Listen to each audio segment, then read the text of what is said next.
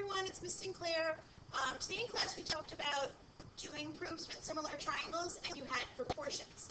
Today I'm going to be talking to you about doing similar triangle proofs, but now you're going to have what we call products, and you'll see what we mean by that in a second. So let's just fill in some notes. To prove that the product of the means equals the product of the extremes in a geometric proportion, what we need to do is follow these simple steps below. Now we already know when we have a proportion, the product of the means equals the product of the extremes. So in a proof, these are the steps that we need to do. Step 1, rewrite the products as a proportion, using one pair as the means and the other pair as the extremes. 2, determine the triangles that need to be proved similar by reading the proportions and marking the given figures.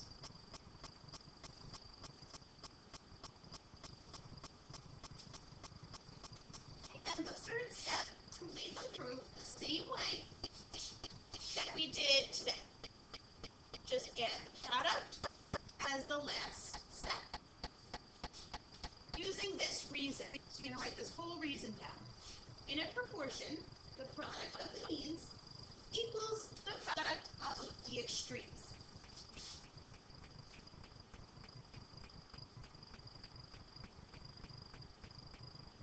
So the proofs that I'm going to be doing now with you in this video are very similar to the ones we did today in class. You just have one extra step. You do the same steps that we did today, and we need to add just one step. So right here, this reason that I just started, that's going to be your last reason in your proof. And if the product happens to be a square, write the proportion as a mean proportion. So let's do two proofs together. So let's first proof, it's right underneath. You have one given. Angle FRO is congruent to angle SGO. And we want to prove that FR times OS is equal to GS times FO. So if we look back up top, let's look at our steps. Step 1 is to rewrite the proportion, rewrite the products as a proportion, using one pair as the means and the other pair as the extremes. So let's take this proof, and instead of writing it as a product, let's write it as a proportion. So I'm going to kind of put that as 1. We want to do that first. So in order for this to work as a proportion, the FR and the OS have to be across from each other. FR and OS. The GS and the FO have to also be across from each other. Because we know, you've learned before, the product of the means should equal the product of the extremes. So FR times OS, that's good. And GS times FO, that's good as well. Okay, so now this is just like what we did today in class. So let's use our highlighters. Let's figure out what triangles we need. So I have FR, so that's this one here, over GS, so this one group, equals FO, now back into this triangle, over OS.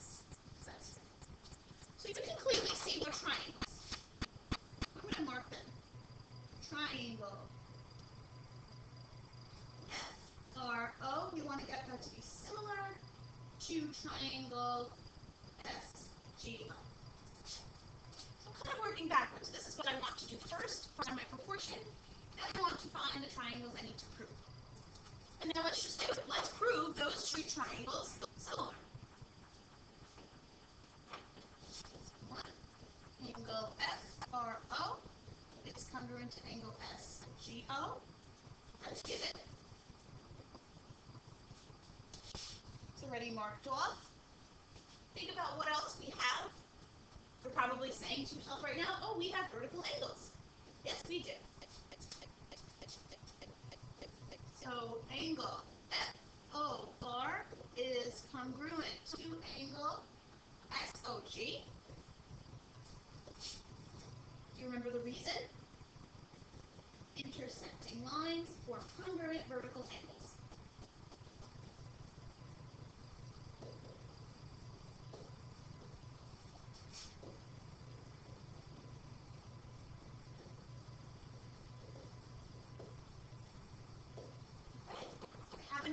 I need two pairs of angles. I got that.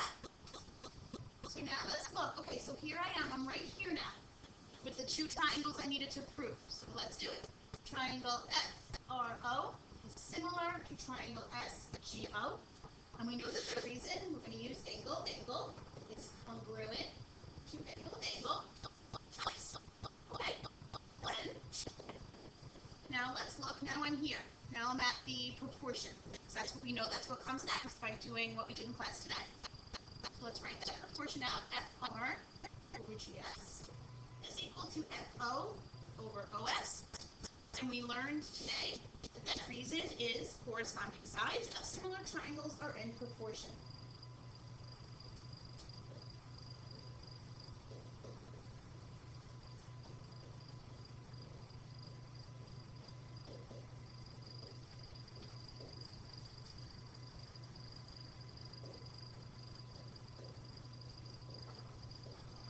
So all of this that I just wrote out, we all did that today. We did all that today. So the only extra step, let's look up where we're asked to prove FR times OS is equal to GS times FO. Now if you look back up above, you can see what has to be written there for your reason, and it should make sense because this is what we're doing. In a proportion, the product of the means equals the product of the extremes.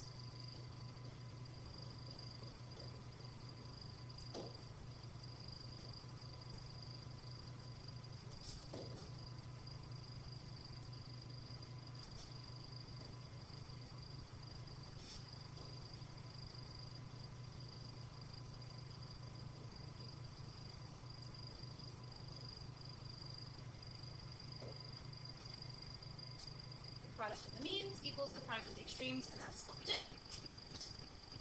And then we're done with that proof. So I'm just going to take a look at one more proof with you. Please flip your page, look at number 2.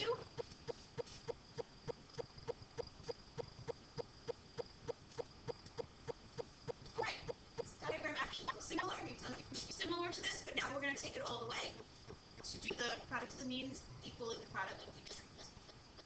Okay, so let's look at our givens. I have WX parallel to AB, here, and I also have XY parallel to BC.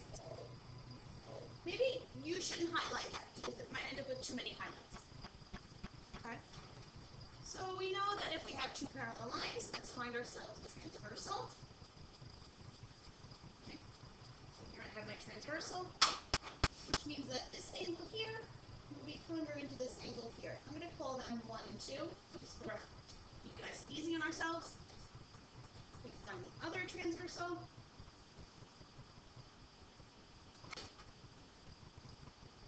These two will become the 3 and 4. We did a picture very similar to that, so that part should be okay. 1 congruent to 2. Angle 3 congruent to angle 4. Okay, let's look at what we're asked to prove. We're asked to prove WX times AC equals AB times WY. If we flip back one page, step 1 says rewrite the products as a proportion. So let's see if we can figure out how to write this, I just circled, as a proportion. So WX times AC, so I have to be looking on the diagonal, because when we multiply, we want them to be across from each other. WX times AC, that looks like it would work out. AB and WY. Right, so now if I do the product of the means and the product of the extremes, well, I have WX times AC. And then the other one, I have AB times WY. So that seems to be great. All right, let's also figure out what triangles we want to prove. So let's use our proportion to help us figure that out. Okay, so WX over AB. Right, so I'm going to color the AB a different color because that's in a different triangle. WY over AC. So I'm sure you can see the triangles. Let's just write that out. I want to prove triangle WXY similar to triangle AAC. Right, let's do it. So step 1, let's write our givens. Let's put that together because we're going to put the next, we'll what we get from them. We get the same thing. We get two pairs of corresponding angles. So we're going to put that together as well.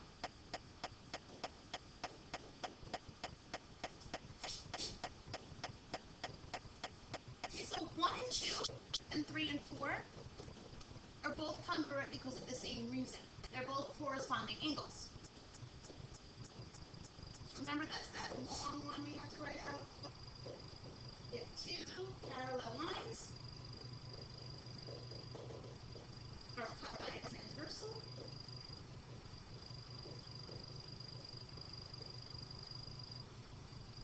then corresponding angles are congruent.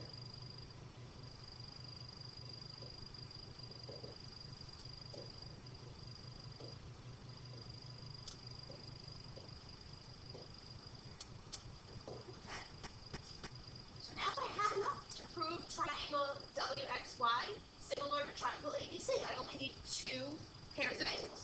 One pair, two pairs. So do it.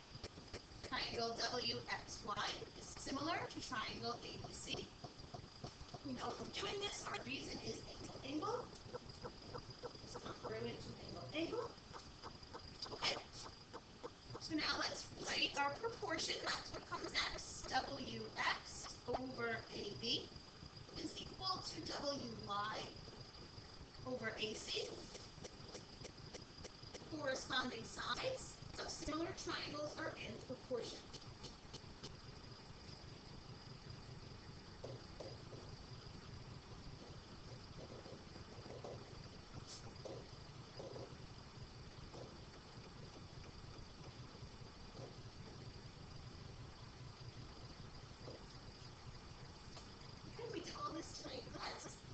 Now we just have our last step.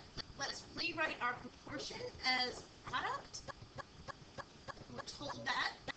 That's what we want to prove. So WX times AC is equal to AB times WY. And our last step, just you want to flip back a page so you can see what you need to write. In a proportion, the product of the means equals the product of the extremes.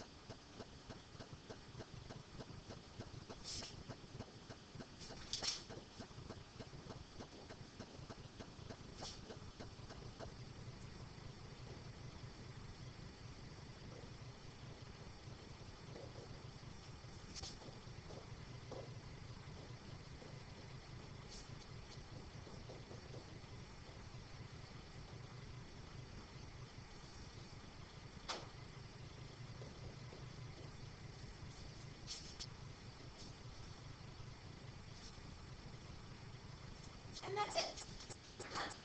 So I hope you enjoyed the video, and we're going to work on this more tomorrow in class. Have a good night, everyone.